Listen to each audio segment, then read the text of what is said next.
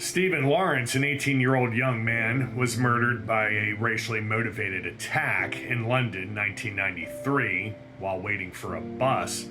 He was set upon by a group of young white youths shouting racial slurs, and despite eyewitness identification and tip-offs, the initial police investigation was heavily criticized for its incompetence and institutional racism, as highlighted in the McPherson report. No arrests were immediately made, and the suspects were not charged due to lack of evidence.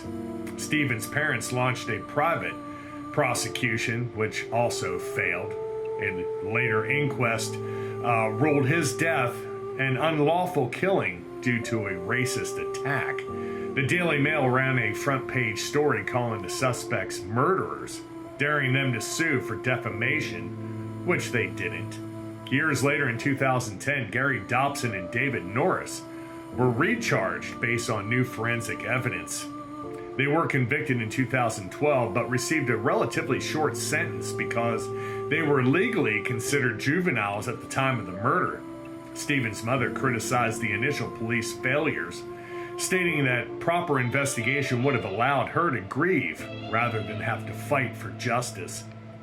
Subsequent investigations explored allegations of police corruption and attempts to smear the Lawrence family's name. While some allegations were unsubstantiated, it was confirmed that the police had placed a spy within the Lawrence campaign. The case led to significant changes in British policing and race relations.